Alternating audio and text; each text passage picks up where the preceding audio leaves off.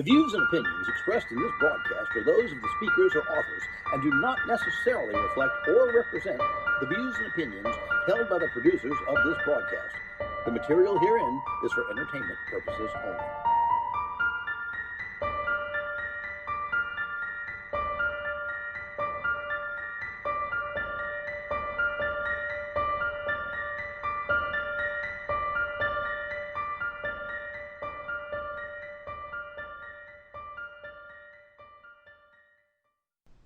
Welcome to Scariest Paranormal Radio. I'm Kalila Smith, and tonight we are going to be talking to a gentleman who really needs no introduction. This guy is a legend in the paranormal field. He is the co-host of the Ghost Man and Demon Hunter radio show, the Shadow Nation podcast, and the critically slaughtered Extreme Paranormal, as well as appearing in half the other ghost shows you've ever seen. He's the man you've all seen, but you really just don't know it. He is Nathan Schoonover, a.k.a. the Demon Hunter. Welcome, Nathan. It's so great to have you here.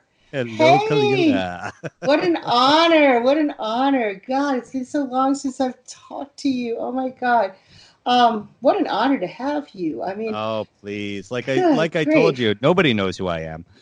I know who you are. I know who you are. My goodness gracious. So what else do you have? I mean, you got all of this stuff going on. I mean, what else you got going on? I mean, what's the latest show you've been on? I mean, well, any TV shows or? It's funny. I haven't been running around doing TV shows for a while. For about the last year. As you know, Sean and I started the Ghost Man and Demon Hunter radio show, which was an internet radio show at first, and almost instantly we got picked up by a satellite radio, and from there we almost instantly got picked up to do a television show. And then we did the television show and did not go as well as we had hoped. And then we went back to podcasting and did that for almost a decade. And then last year, shortly after we did the television show, I decided I wanted to get into Freemasonry. I wanted to learn all about the Masons because I tell people, you know, I can't really call myself an occultist if I don't belong to at least one secret organization. So I joined the Freemasons and spent 10 years doing that. And then last year, they actually voted me to be the master of the lodge. So I took some time off the radio show and TV and things like that. So I spent the whole year just delving into Masonry and the history and running a lodge. And now I'm back, and it's time to get back to work and start doing radio and TV again. Oh, yeah. Well, welcome back. I'm glad to have you here. And I mean, you were always the guy. I mean, you know, you were always the guy pushing the limits in the paranormal, you know, trying to push it as far as you can. And if you pushed it that far, you know, can we push it a little further? And I mean, that's, you know, you're always like, well, yeah, but can we do this? And you're like, no, Nate, let's not go that far. When I know you've had your moments of really realizing things got a bit out of control. When was that? I mean, how many times was that for you? Oh, it's happened several times. I know it was several times, but I mean, some of that stuff that you did. I mean, you did what, 2 shows with Extreme Paranormal? We actually filmed 4. They wound up turning them into 2 specials.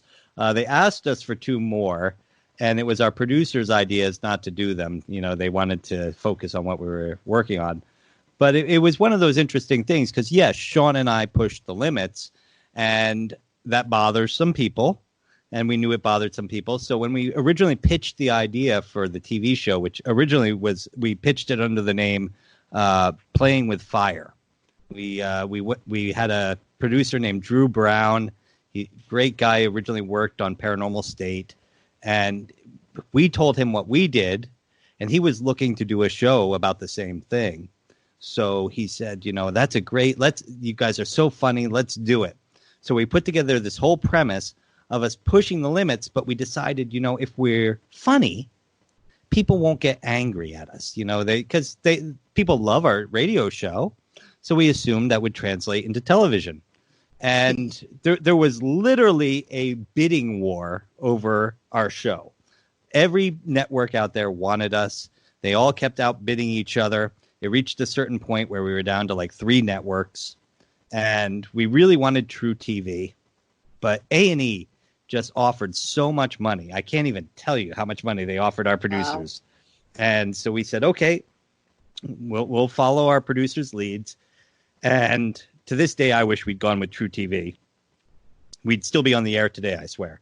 But the day before we started filming, A&E contacted us and said, "We've loved everything we've seen in your like test work and everything. We want you to keep doing exactly the same thing. Just stop being funny." And we were like, "Okay, so you've got a slapstick comedian radio host, a sarcastic comedian radio host, and we brought our buddy Jason Gowan, who is just a straight-up comedian, along with us, and you want us to do everything we've been doing but stop being funny." And we said, everybody's going to hate us.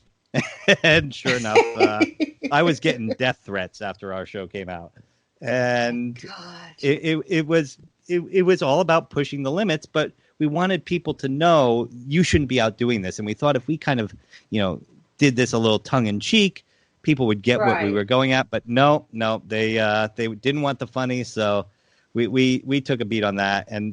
And some strange stuff happened. I mean, when I met up with you while we were down there filming in Nolan. Yeah. You were filming like not far from my house. You did you did that segment down here in the Manchac Swamp over here in the cemetery in the swamp. I mean, I live out here, and I remember. In fact, I was driving on a spillway bridge when you called me, and you told me what you guys were doing, and you're like, "They were doing this," and I remember going, you know what? It sounds like bad juju to me.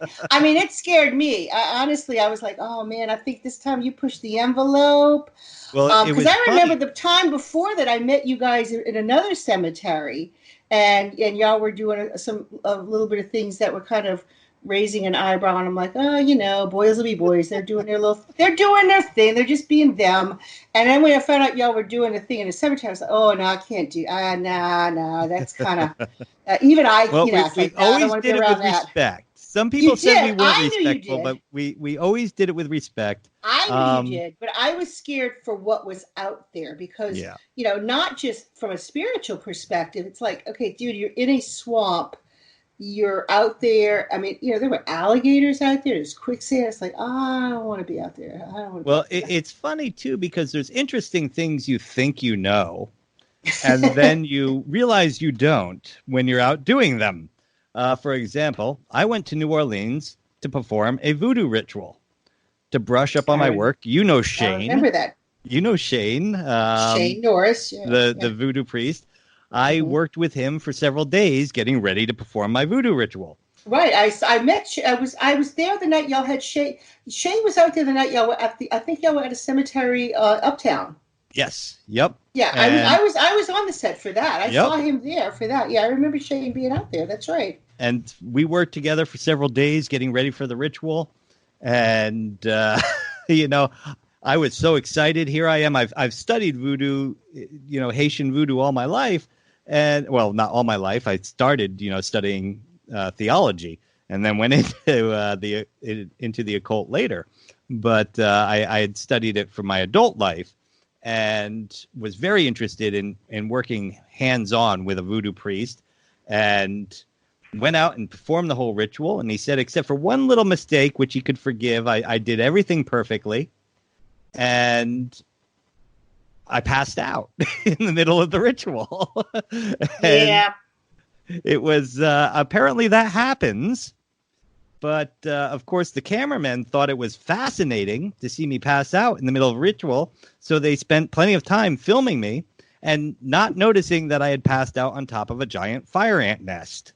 So, I didn't see that part. Yeah, I missed that. Yeah, that was out in the swamp. And okay, yeah, because I didn't. That's one reason. See, fire ants, mosquitoes. Yeah, it wasn't just the spiritual stuff out in that swamp that I was trying to avoid. It was like nature's coming after me. It was funny because when people watch a TV show, they have this idea that everything happened in the way that they watched it. And It doesn't. I point out to people that in general, if you're watching a half an hour episode and you're watching 22 minutes, those people probably filmed for 2.5 days, like 2 12-hour days or 2 10-hour days and 1 6-hour day to get what you're watching.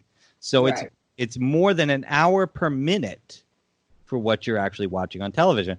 And that's because you have to do things like, you know, when you're working in reality television, everybody does everything. So, you know, I was one of the hosts, and there I was with my hand on the back of one of the cameramen in the swamp, making sure that he didn't fall back into the swamp to the alligators that were at my feet. So it was, there's all that fun stuff. That's nature that comes into it.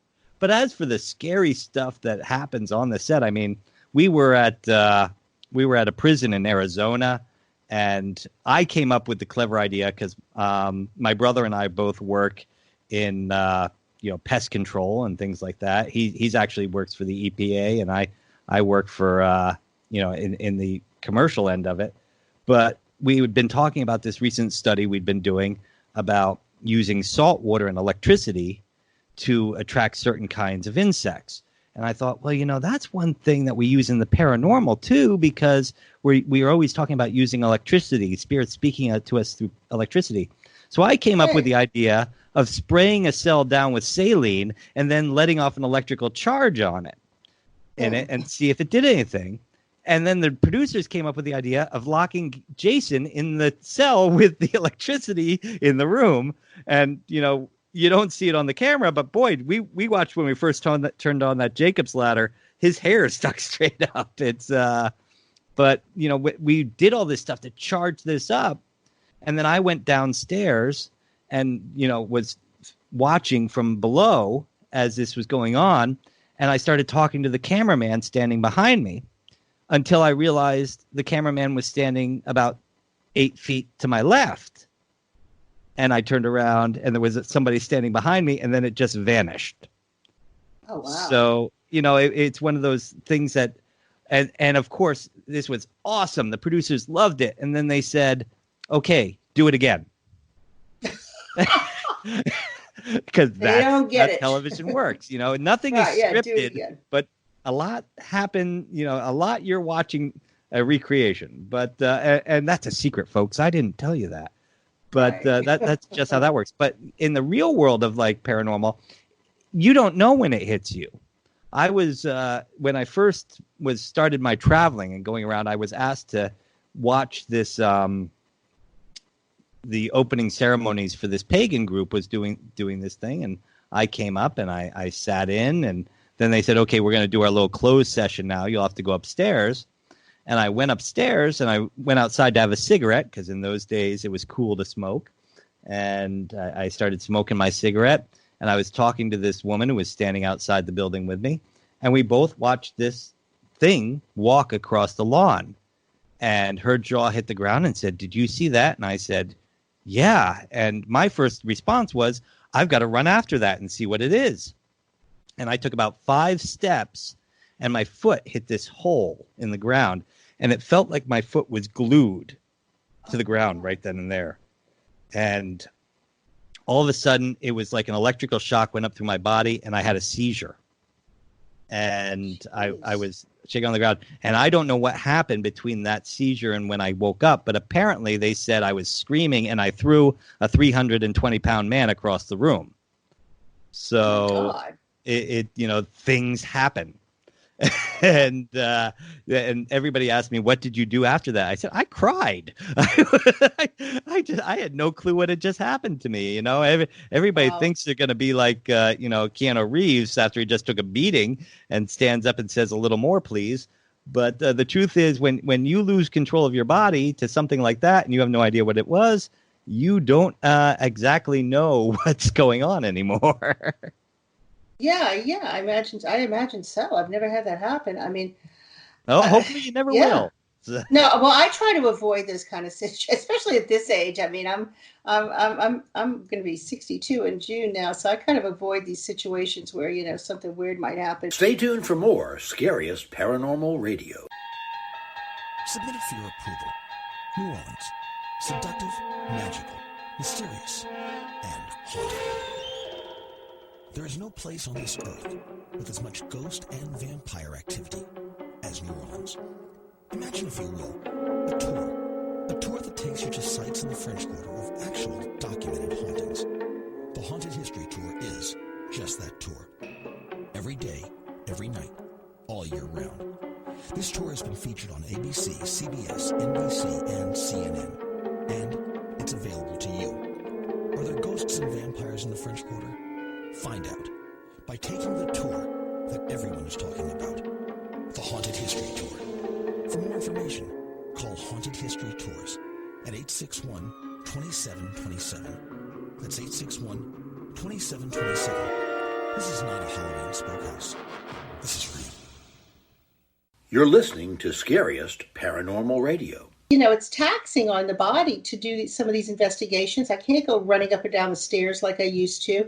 I'm getting ready to go back to the Myrtles for the first time in 20 years. And, I was invited by someone who's renting it out for their birthday. And I said, I'm not running up and down those stairs. I don't really want to do that anymore. I said, I'll come. I said, I'm going to go home, though, and sleep in my own bed. And she's like, I'll bring an air mattress. No, you don't understand. I'm going to go home. I'm going to drive the hour and a half and go home. But I'll come, but I'm going to go home. And, I'm looking forward to it. I'm excited about it. But it's like, okay, there's certain things I'm not going to do. I'm not going to go running around out in the dark in the yard, possibly trip, because I'm very much aware that if I, physical things that can happen, but, Yes. spiritual things too. I mean, stuff that, there's certain things, it's like, even when I was younger, I go, no, I don't think so. But, with that show, I see you buried somebody in the swamp. Y'all buried a guy out there. Didn't y'all do that? Yes, You we buried did. a dude in a cemetery. Oh my God! Well, it wasn't a cemetery; it was a mass grave. A mass grave. Okay. And we did not dig up the mass grave. We actually went about 20 feet to the left of where the site has been declared. It's no longer the mass grave. We went right to the edge, and where there could have been an alligator nest. Yeah. I'm just saying. Okay. Right. So we dug the hole. Despite what you see on television, we did have some help, but it was dug by hand. Not to mention Shane's from around here. I mean, he knows. Shane was probably laughing on the inside. I mean, Shane knows better. You know what? Shane and I were sitting on the side, and I'm like, "Hey, Shane, give me a gun." He's like, he slips me a gun because I'm like, "There's gators all around us," and we were filming. I had begged them to film in February. But no, they film in the middle of July, right in the middle of like gator breeding season. Yeah, that day I was no way. I was like, you gotta be kidding me. But I was out there one day. I had gotten chased by a little one. I was out there one time with the Travel Channel. And they wanted me out on the ledge of the boat, and I had the alligator jump up. Right behind me, and it's like, no, I don't think so. I'm good. And it was funny because, like I said, I'm sitting there like you know those great. It's the cypress knots that come up out of the ground. Yes. Yeah, I'm standing on cypress knots holding the camera guy from behind as he's standing on another cypress stump. And we're just like, the gators are coming up behind me. And I've got one hand on his back and another hand with a stick chasing the gators away. It was fun. That's why I didn't go. I was like, But we did bury Jason alive. It's, people doubt that we did it. Now, what we did was we dug a true 6-foot grave, and about halfway down, he was in a real coffin. He had oxygen down there in case anything went wrong. And then we put about halfway down, we put a board to take the weight of the dirt, just like you would have a vault. And then we put the dirt on top of it. And we communicated to him through a wire. And about halfway through the session, we were supposed to do it for several hours, like through the night. And he started freaking out, like within the first maybe hour, saying something was scratching on the inside of the coffin. And I don't think he wants to talk to me anymore, because my suggestion, since I suggested that we get like a boa constrictor and put it in the thing because it's such a voodoo symbol. And I don't think he likes me anymore. But anyway, I imagine that when he got down in, that had to be kind of like we buried him alive. That movie, that movie about where they bury the guy alive in Haiti, with Serpent and the Rainbow. Yeah, Serpent in the Rainbow. He had to be. He had Yeah, to be talk having to one me, of those types voodoo of movie, experience. please. I know them. Yeah, Serpent in the Rainbow. Yeah, I mean, seriously, imagine the deprivation, the sensory deprivation of being put down in there, and then all of a sudden you hear something down in Yep. there. Well, this is another one of those issues where we're talking about you think you know what you're doing, and then you don't, because he started like freaking out. So we had to get him out of the ground. Now we put a board down. I mean, we getting the dirt out. The dirt was loose. We had the shovels. It only took us like a little while to get the dirt off the top. But now you have a board between you and there, and it had dirt all over it. So try getting the edges of that up and pull it up to get him out of the coffin. So, that took us time. And he was like yelling and screaming for this whole time as we're trying to get him out. And finally we get the board up and we pull the coffin out of the hole. And before we could get because we nailed it shut, before we could actually get the nails out of the coffin, he actually burst through the coffin. He broke out of it. Like, he was so panicked. He broke. And if you look at the television show, and you look at us burying him, you can see the coffin lid is one piece. And then they show you a shot of the coffin when we're done. And the coffin lid is split in half. And that's because he actually broke it in half, bursting through it when he popped out. And it was, Can people go and see? I mean, is there a place to go and see this if they haven't seen this episode? Because it's been a while since you can go and see it. You can go see it on YouTube. It's all 4 episodes are available on YouTube. They can, like I said, they condensed them down to 2 1-hour Halloween specials, and you can watch them on YouTube. And please go on and watch them with a new eye. And you got to remember, folks. I will. I haven't seen them in a while. When we were filming these, you only had a few choices on television.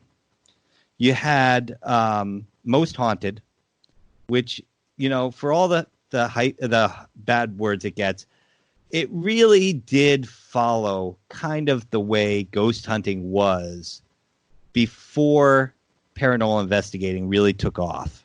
When you went out on a ghost hunt back in the 90s, and you basically had a psychic with you, a guy with a camera, and somebody with a recorder, and that was how it worked. That was it. That was all you had. That was it. And you had, other than a few, you had little EMF meters. That was and it. EMF meters really didn't hit big until like the early 2000s.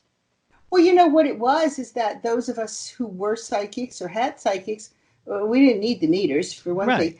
And the meters were not that accurate. We realized, I had to laugh, because doing the tours, I'd see people out there with meters, outside and around electrical. It's like, you can't use them for that. They're useless. No. So, and the non-contact thermometers, that was the other thing you had. And you really couldn't use that. So outside of video, if you had a video night camera, that was about it. A camera, just a regular still camera, and an audio recorder. Well, it's funny. That was I actually bought John Zaffis his first night vision camera. Get out. Because I didn't work with John until 2008 or something like that. Oh, wow. So, he had worked with other shows and other people, of course, who had night vision cameras, but he never had one of his own, and he loved mine. So I ordered one online for him and got it for him. And so that was, it just, that wasn't what you did. You had a camera, you had a video camera, you had a recorder, and you had a psychic. That was it. Yeah, that was it. That was really all you had when if you were really pushing the edge, you had a Ouija. That's all you needed. But that was all you needed. That's really all you needed. They came up with all this other stuff, and it's all you really needed. But you got to remember too, in the 80s and 90s, back into the 70s even, when you went out to do a ghost hunt, you were there for one of two things: to make contact and to see if it was good or bad. That's all you were doing. Right. And then you brought in somebody who knew what they were doing to get rid of it if it was bad. Stay tuned for more Scariest Paranormal Radio. Follow me, Kalila Smith, into the mysterious world of spirits. Searching for Spirits, the ultimate guide for ghost hunters, is a concise how-to manual for anyone who enjoys a good ghost hunt. Learn the history of spiritualism. Learn what a ghost is and what is not. Learn the truth about poltergeist. We'll also delve into the realm of spiritual beings that never were human, the world of demons, real vampires, and we'll look at some real case studies. This is a must-have for everyone interested in ghost hunting, from the novice to the expert. Completely updated in its second edition, this is one of the first guides for ghost hunting based on actual first-hand experiences. Available on Amazon.com. Searching for Spirits, the ultimate guide for ghost hunters, by Kalila Smith. You're listening to Scariest Paranormal Radio. In the 2000s, it started being about proof. And with proof, you have to have scientific numbers that people are going to be able to look at and say, look there, we made that happen. We went back and we made it happen again. There's proof. Well, I'm sorry to tell anybody who's listening here, this is one of my quotes that gets me in trouble all the time. The number one quote gets me in trouble all the time with the other reality TV people, and that's like that quote is, the difference between reality television and scripted television is that in reality television you get to keep your own name. And the quote that gets me in trouble with the paranormal groups is, there is never going to be any proof of the paranormal. There will be a ton of evidence, but there will never be proof. That's right. That's exactly right. It's not an exact science. It's not an exact science, because if you have to look at it from dimensional theory, if you're looking at the paranormal universe, or I guess it would just be the normal universe, we live in a 3+1 universe. Whatever we're dealing with, be it spirit or demon or ghost or whatever you want to call it, they're not living in that same 3+1 universe that we live in. They might be living in a 4+1 or a 5+1 or a 12+1, but they're not living in the universe the way we know it. And none of our exactly right. It's a different vibrational rate. That's exactly right. It's a different vibrational rate. But yeah, we buried poor Jason. He broke out of the coffin. And I point out to people, I think it's hysterical. Go back and watch the shows. Notice at no time in any of these shows do I ever put myself in danger. I mean, I noticed that. I remember I was sitting here. I was sitting in my when I first saw the shows. I was sitting myself. I was eating popcorn. I was sitting myself eating popcorn, drinking Diet Coke, watching the shows. I was like, oh, let me watch my boys in their show that I didn't go to. Let me sit here and watch. And I sat there with my mouth hanging open the whole time, going, oh my God, I can't believe they did that. I can't believe. But you were like Marlon Perkins on Wild Kingdom. You know, I'll stay here while Jim goes and gets buried in the swamp, and I'll hook Sean up to these electric probes in the middle of a psychiatric hospital, and then I'll hook him up to an EMF meter. And every time the EMF meter goes off, Sean gets an electric shock. I was like, I cannot believe. And then who got caught? Didn't y'all? Who laid on the floor? Y'all set up, had the fire going on around. Well, that was me. That was me. But that was you. You had the fire all around you. But see, I'm not afraid of fire, so at no time did that ever bother me. Wasn't that a prison that you had a prison cell and you had the fire all around you? And that was where I was like, oh my God, I can't believe he did that. It's you know, I did the prison scene, but I locked Jason in the electrified prison cell while Sean and I cut I'll tell you folks right now, it is the site of the most violent, deadly prison riot in American history. And if you want to know which prison it is, watch the show. But we found the cell that a group of the inmates had they had taken over the prison, and they got into the power tools, and they cut through the cell of one of the snitches. And what we did was we took the door off of the prison cell and built a new door, because as far as I'm concerned, that's a national landmark, being like the site of the worst prison riot in American history. So we didn't want to damage the actual cell. So we made another door and put it in and cut through it. And we cut through the cell. So there's sparks flying everywhere. There's an electric meter. There's a Jacob's ladder throwing electricity everywhere. The room is filled with saline filled water, which is highly, it just carries electricity. We were getting shocked left and right. But that was where that entity popped up right behind me. And that kind of thing does make things happen. Did it show up on camera? Did it show? It did not show. Well, they did get a picture of a shadow flying away from me as it happened. Oh, wow. But that was that's all how that works. That's Yeah. how that works. And like, but we did crazy things. Like, one of the things I was supposed to do, which I got out of, because folks, I only have one fear, and that is water that I can't see the bottom. Oh, yeah. I cannot go into water if I can't see like the bottom of it. Like if I'm at the beach, I'll go up to my knees. After my knees, I can't see my feet anymore. I don't go any deeper. But I was supposed to dive in a lake and at night and look for this underground town that was supposedly haunted and flooded by a dam that had been put up. Well, of course, I couldn't do it. I couldn't bring myself to do it. So Sean did it. Again, poor Sean. Poor Sean. Meanwhile, on the surface, I had helped construct a Key of Solomon, put it on the surface, and performed a ritual to raise the spirits of the underground sunken town. Well, while I'm performing the ritual, all I can think about is this ritual that I'm trying to perform perfectly.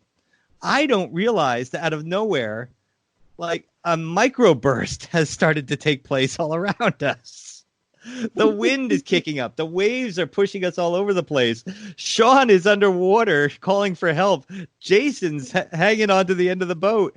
And I'm just trying to make sure I get the ritual right. And when it all ended, the producers looked at us and went, "Nathan, you didn't even react to the weather." And I was like, "What weather?" I was trying to get the ritual right. And finally, and in the middle of the ritual, and magic, there's one thing you don't want to do. You don't want to break the circle. Yeah, you can't. And in the middle of the ritual, this floating circle I had designed started to break apart. So I'm calling to Sean that we have to finish and close it. And I wanted him to come up through the circle before the ritual was finished, because I didn't want him to come out in the middle of all this. And so we had to end it as quickly as we could. And I kid you not, watch the video and watch the waves and everything else. As soon as, and this is one of those few times, because when you're doing something like this, you're doing it with like, there's police off on the shore with emergency divers ready to jump in the water if something goes wrong. Right. You can't just go out and do this kind of thing. So you're paying dozens and dozens of people to be on call. You've got EMTs up on the ridge. You've got like police on the shore. You've got, lighting and producers and everything else. You have to do it as fast as possible. So this is one of those few times where it kind of happens almost in sequence of the time that you see. And I start the ritual, the storm hits. I end the ritual, the storm ends. Oh, wow.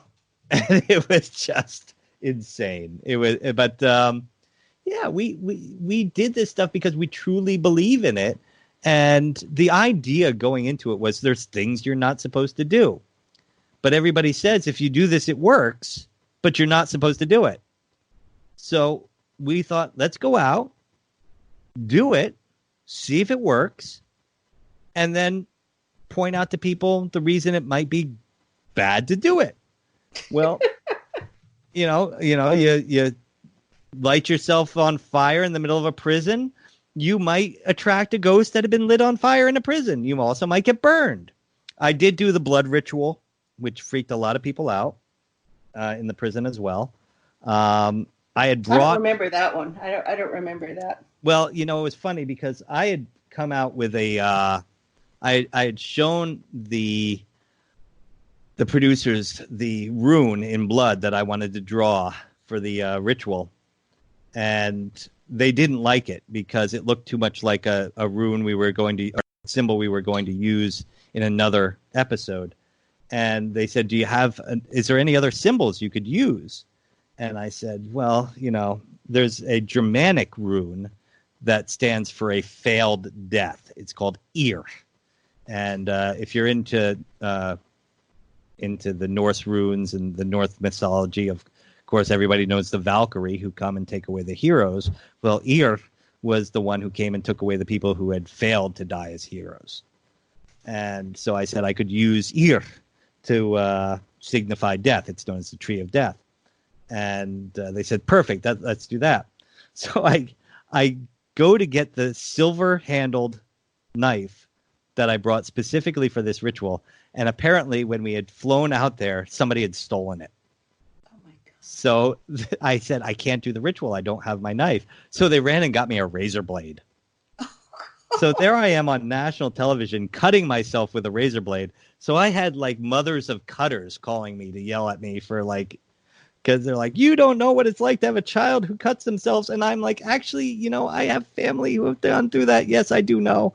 But I wasn't even thinking that. I was thinking I have to perform this ritual and my knife is gone. And would you like to hear the funny story about when I came to see you to film? You remember Frank, my buddy who came down with me to film after that? Yeah. It's very funny. I was going down to film with Frank, and I was flying out of Hartford, Connecticut. And I had packed all my luggage with all this different voodoo ritual stuff that I was going to bring with me to film down there. And when I went to the Hartford airport, I had a great big duffel bag, each individual voodoo piece wrapped in towels and stuffed into the bag. Well, when I got to the check-in, they said, well, your bag is a soft shell bag.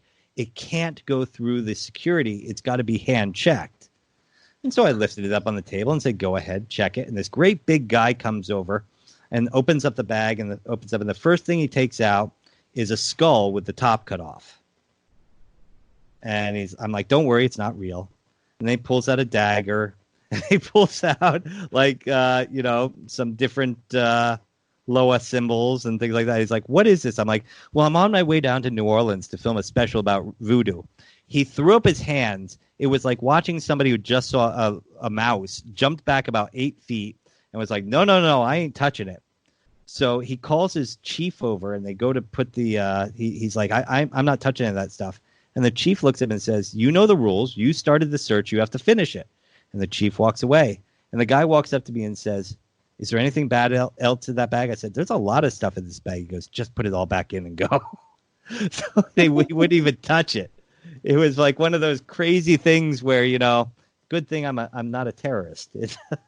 Yeah, this is the crazy stuff I go through when I travel. It's so much fun at times, but the worst thing that you can ever, like, I tell my wife all the time, we'll go to a party and I'm like, I'll be standing on the other side of the room and somebody will be telling a ghost story and my wife will say, my husband hunts ghosts and now my night's over. I'm not going to get to talk about anything else, do anything else. Every person in that room is going to come up and tell me their ghost story and tell me where I have to go to find a ghost. Yep. Then they ask me where I go to find a ghost and I tell them Haunted Mansion, Disney World. It's best place to find a ghost. All right, well, we're going to take a little break right now, and when we come back, I got a question for you. Okay. So, hold that thought. Step beyond the veil that separates our world from the world of spirits with me, Kalila Smith, as we uncover the mysteries of the afterlife. This is a spiritual journey as we try to discover if life really does continue after the physical death. Are after-death communications real, or do we imagine them? Get my book, Afterlife Mysteries Revealed, and find out. Afterlife Mysteries Revealed, available on Amazon.com by Kalila Smith. And we're back. So Nathan, in the process of doing all this, you're doing all these rituals. You're obviously opening up portals. You're controlling the weather. You're doing all of this stuff. I mean, you know, so did you ever unearth something that you didn't think you were going to unearth? Did you ever get surprised by something and then really get caught off guard with it?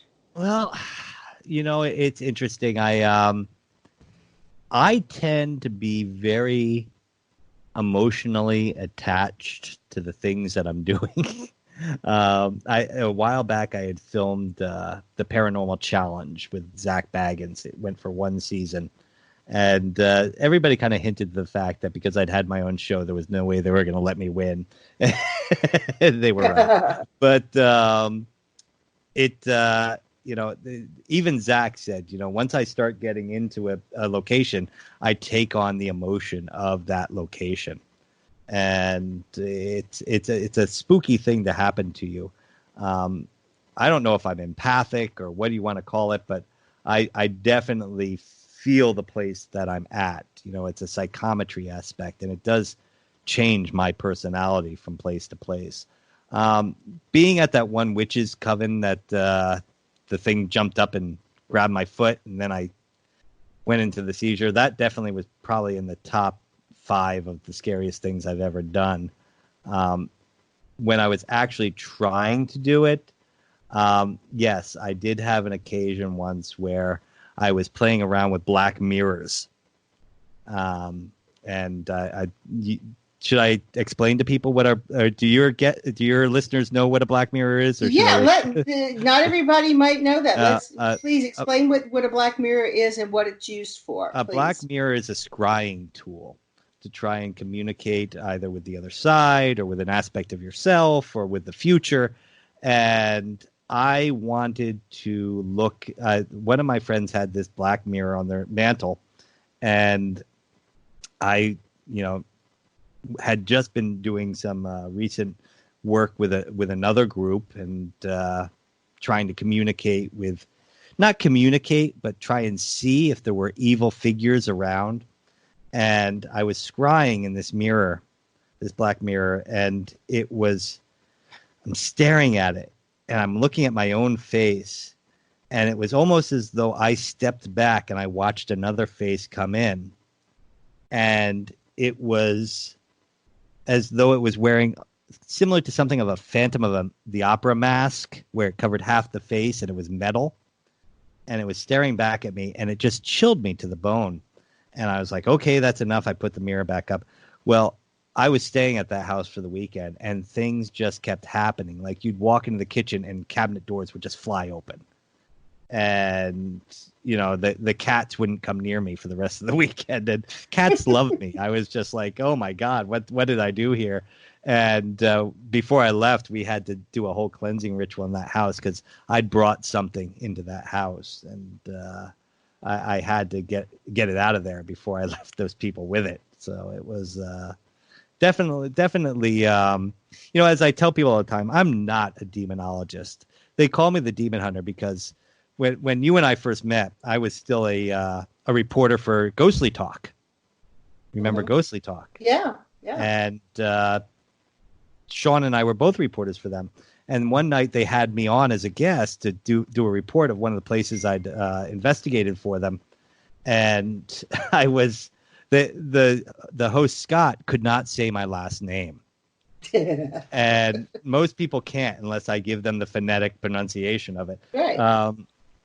So he could not say my last name. So when they introduced me, they said, they knew I worked with John Zaffis, who was a demonologist. And so they said, next up is Nathan S., the demon hunter. And that just became my name from then on. But I'm not a demonologist. I'm an occultist. And my idea of occultism is not to, so much even to study the practices of other people, but the beliefs of other people and why they believe in ghosts and demons and monsters. I grew up Pennsylvania Deutsch. We had to this day, the only supernatural thing that scares me is trolls. Trolls scare the bejesus out of me. I cannot watch even the 1980s movie Troll or 90s movie. I can't watch it. It freaks me out. But you put me in a room with a bunch of Satanists calling up the devil, and I'm taking pictures. It's interesting. It's what people believe and why and how it affects them that really fascinates me. And that's I love psychology. I love theology. I love philosophy, and these things all come together.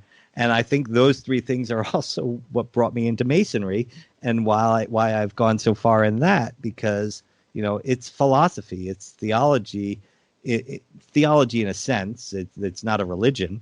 And, all these things come together and make the person. And when I go to a location, I'm not interested in the ghost. I'm interested in the person and why they think they're haunted and why, if they're haunted, it's haunting them.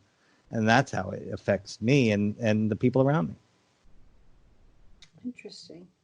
Now, when you do, or when you were doing your investigations, did you try to resolve anything there? I mean, were you there just to, because I'm old school. I'm from the old school days, and many years ago, I did a conference, with John Zaffis and Lloyd Auerbach, and we all kind of had the same idea of, at that time, what are you going to do? Talking to new ghost hunters, all you do is document, and that's the old school I came from. You're Right. there to document. You're there to document.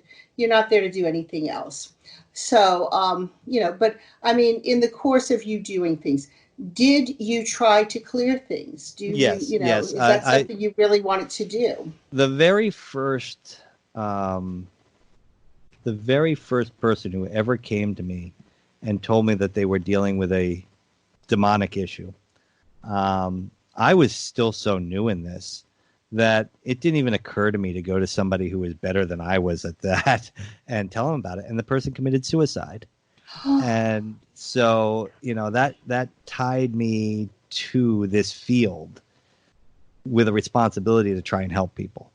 I don't necessarily blame myself. I think that nobody saw this coming. But it was one of those situations where once that happened, I knew if I found something, I had to help the people. The problem is the people have to be willing to seek help. Right. You need to make sure that they're getting psychiatric care because, psychiatric care is going to do one of two things. It's going to solve the problem or it's going to tell you the problem still exists. And so you've got to get that out of the way. And if they're willing to see a psychiatrist and do what the psychiatrist asks, and the problem continues, now you take it to the next step. Will a cleansing deal with this problem? If it's a ghost that's connected to the area, to the house, or just something in the house, can you take that aspect out of the house? If it's a demonic issue, which I do believe in demons, do you know a priest who can come in and do a ritual to help this person? Sometimes just a prayer with a priest will set the person at ease and take care of the issue because demons feed on people's insecurity. So, yes, I have been involved in 3 separate exorcisms. The first one scared me so much that, and the aspect is like people think that an exorcism is walking in with holy water and splashing people. An exorcism takes several visits, sometimes weeks, months, or years to go through. And the first real one that I was assisting in, we were getting phone calls at like 2 a.m. or 3 a.m. or whatever, and they were voices that we didn't recognize cursing us and things like this. And it's, wow. And we'd call the people at the house and say, is your son on the phone right now? And they're like, no, he's asleep on the sofa next to me. And so we didn't know where these calls were coming from. It's a bizarre situation. And at the same time, you often find the people who do need mental care or people who are faking it. I mean, one of, hopefully you'll get the chance to have Sean on too. And yeah, he can tell you about the great night he went out and was investigating a place for people, and he caught them on camera faking it. Oh my gosh. It was like they were trying to get a ghost hunter to come in and admit there was a problem so they could get on television. And, he caught them in the act of faking the haunting. And I've done that a couple times myself. So it's, it's very disconcerting, and I'm not out there to get the win. I'm not out there to prove that there's a haunting, So if I find a fake, I'm going to say it's a fake, Well, but nowadays, I'm more helping people. I'm married now. I'm 50. I've got a day job. so it's I'm doing a lot of work with other researchers who send me their evidence, and I'm doing background checks on homes and things like that, and all stuff that I learned while I was actually doing television. Because after I did our show, I became a location specialist and finding locations for TV shows and making sure that the history behind them was true and everything like that. And it's like I love the city Savannah. Savannah's tries to boast itself to be the most haunted city in America, which so does New Orleans. And I researched some of the stuff on Savannah, and I'm just like, yeah, there's nothing to back this up. Some of it's true. I'd say there's 10 good core stories, and any city that has 10 good core ghost stories is a city worth visiting. But once you get those 10 good core stories, everybody's got a ghost story. So it's right. Wow. Well, thank you so much. This has been absolutely wonderful. So, are you still? I mean, if people want to look you up and look into some of your shows and see what you're up to now, how do they get in touch with you, or do you want people getting in touch with you? How do people find you? Well, I do have a website. It's nathanschoonover.com. That's nathanschoonover.com. It's long, so that everybody doesn't go looking it up. But now you know it. So if you want to contact me, you can there. It was originally set up for the work I did for television shows, looking up background and on locations and things like that. I don't travel the country anymore looking for ghosts unless you want to pay the bill. Because there was a time when I lived in a trailer and could drag that trailer anywhere across the country that I needed to go and set up shop and do a week-long investigation. But now I pay rent, so I got to take care of that. But I do look over people's evidence. If you have a specialist, don't pick me over your specialist, because your specialist knows your technique and what you do, and they'll help you. But if there's something that specialist can't figure out, then send it to me. I'm available. I look at evidence. Don't send me orbs, because unless it's making its own light, chances are it's a camera malfunction. If an orb doesn't produce its own light, there's something wrong. But I do I occasionally still. Well, like I said, I'm getting back to radio and shows. You can listen to my old shows at shadownation.com. There's even some Ghostman and Demon Hunter shows on there. So it's we've interviewed everybody on there from I think we interviewed you, Kalila. So it's I've been on there. I think a couple of times I was on there. Yeah. We got everybody from you to Dan Aykroyd was on the show a couple of years ago. So it's, I recently found one, and I actually found it on YouTube, and I went and put it on Haunted History Tours. I went and reposted it, like, hey, old show from the past, So it's funny. I one thing, like, we had Elvira on. Wow. And it was so funny because we had her on, and it was just such a shock to be told, Elvira will do your show, and like Sean and I were too busy drooling to think about what we were going to do. And she was doing like a TV special. So we spent the whole time talking about her career. And when we went off the air, or just before we went off the air, she said, I thought this was going to be a paranormal show. This was great. I loved talking to this, but I really wanted to talk to you about the haunted house I live in. And Sean and I our jaws hit the ground. So we had to have her back on and talk about that. So she did. She agreed. She came back on. We got a second show with Elvira and Cassandra Peterson. And it was a wonderful show. And afterwards, I sent that show off to, I think it's Bios, like Haunted Celebrities or whatever it was. And they were so impressed with that show that they turned around and called Elvira and had her on that show. So, wow. it's just, Ghostman and Demon Hunter, Shadow Nation, making famous people even more famous. That's what we. Yes. Well, it was a pleasure having you. Thank you so much Well, for thank you, giving your darling. afternoon to me. And I'll definitely be getting in touch with Sean because I haven't talked to him in a while either. I'd love to have him on as well. Oh, yeah. But yeah, definitely keep in touch. Keep me informed of ShadowNation.com. Check anything us out, new folks. you're doing out. I will definitely go check that out too. Take And care, Nate. take care, darling. And next time I'm in town, we'll have to have Zazarak together. Yes, that would be wonderful. Thank you so much. Love ya. Love you too. Thanks so much. All right, you're listening to Scary is Paranormal. Check in with us next week for another great episode. Have a wonderful night.